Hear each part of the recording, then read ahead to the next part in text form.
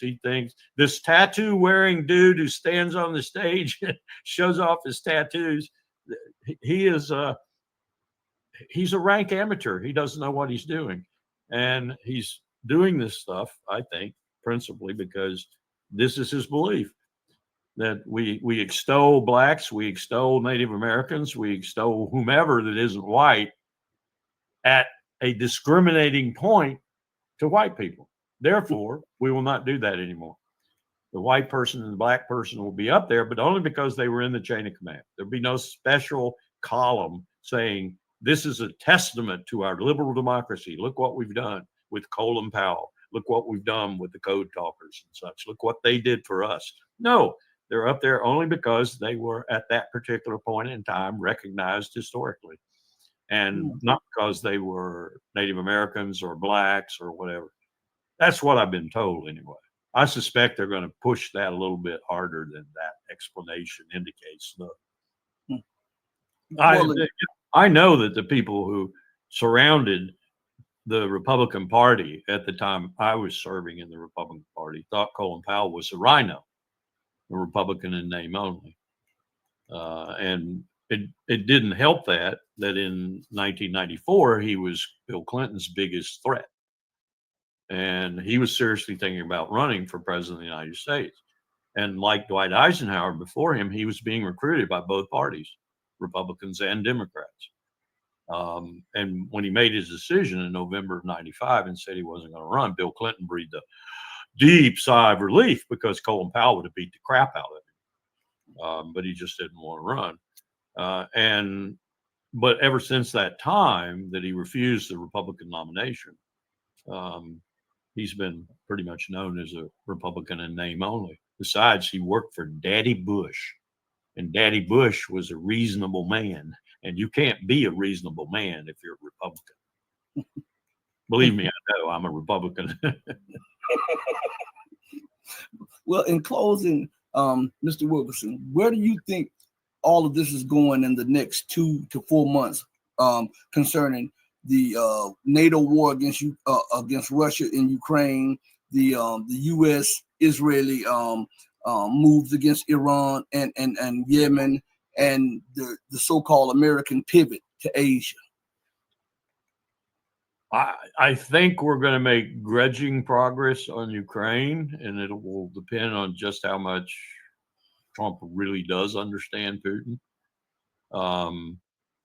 But it won't be anything flashy, and people will continue to die in that time frame, unless, of course, the Ukrainian military does totally collapse, and we do nothing about it. And Starmer, Macron, and Merz in Germany and others do nothing about it. With regard to Israel, I think Israel's committing suicide. Whether that suicide will be apparent to all and sundry within the next 3 to 4 months, I don't know. I kind of think it might be. And what does that mean? It means that it will no longer be tenable for a Jewish state to exist in the heart of Palestine at the eastern end of the Mediterranean between the river and the sea. The international community, the other people in the world who are concerned about this situation, like China and Russia, some real hard statements have been coming out of both countries with regard to the plight of the Palestinians. And it's not just rhetoric anymore. You better believe if we went to war with Iran that they would be backed by Russia. There's no question in my mind. And what does that mean? Does it mean more fighter squadrons like the one they are in new equipment training right now in Iran with the latest state-of-the-art Russian fighter planes? Take that, Israel, next time you go up in the air. Difficult to say, but I just don't think Israel is long for this world in its present configuration. Or maybe the present configuration is not long for this world in terms of Netanyahu. Who replaces Netanyahu, I think, is a huge question. Is it going to be a Ben-Gvir or a Smotrich type, or is it going to be a more level-headed person? And is that level-headed person going to try to reverse gears a little bit and get it? But I would suspect that even that feckless organization called the United Nations might kick Israel out. They might kick them out. Now, we'll do everything we can to stop that, of course. But the General Assembly alone might vote for it. And then that's That's essentially the same thing as kicking them out. And I would defy Guterres, the UN Secretary General, to let them come to meetings after that if the General Assembly does vote on it. I wouldn't let them come. So you've got a real pariah state developing there. And what was the third part of your question? What will come of the U.S. pivot to Asia, provoking China? Yeah, I think Trump's negotiating strategy here, if you will, is putting pressure with tariffs and other things on China. But I think ultimately he's going to accommodate China in some way or other. And he wants a good economic relationship. And he understands, I don't know if he understands intellectually, but I think he understands intuitively that right now we're experiencing a huge power shift. The power shift of the last 2,000, 2,500 years, whatever, was from the heart of China across Central Asia, into Europe, into Western Europe, into the British Empire, into the American Empire, and the East sort of withered. The East is back big time, China being the magnet thereof. It's been coming back for some years, but it's really back now. And, 1 in 5 people on the earth is Chinese, 1 in 5 is Indian, 3 in 5 are Asian, $70 trillion is in that part of the world. You can't fight that, and Trump has to know that. He has to know that. So you got to accommodate that, and you got to start to work with it. I think that's what he wants to do. Now, whether or not the deep state will allow him is another matter altogether. So the global South, and 1 in 5 are African also, because there's, I was looking at the census, Africa has like 1.5 or 1.6 billion people on the continent. So, in other words, lots of people ain't American.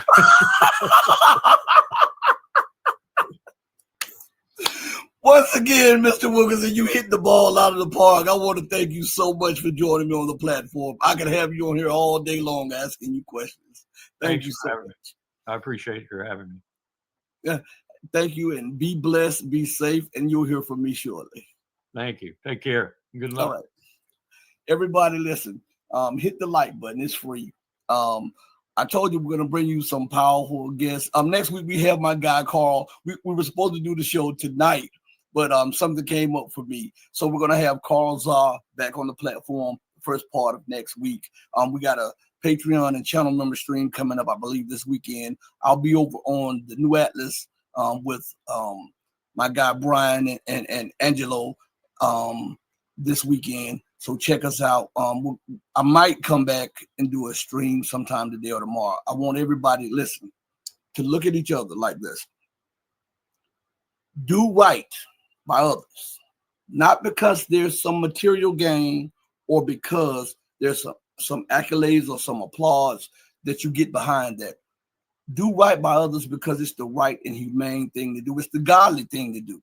All right? Because remember, even when no one else is watching, God Almighty is watching you. He might sit high, but as my mom always taught me, he looks low. And that's enough to keep me going on the straight and narrow. I want to thank each and every one of you for joining me on the most powerful platform for truth on God's green earth. This is your platform for education, elevation, and edification. This is the Red Pill Diaries. I'm your host, your brother, and your friend. And remember that I love each and every one of you if you love truth. But know that the love that I have for you will always pale in comparison to the love that God has for you. Until we next speak again, stay strong, stay true. But remember to always stay righteous. Hey, mama, your baby boy loves you more than life. Thank you, everybody. Deuces. We're out of here. Peace.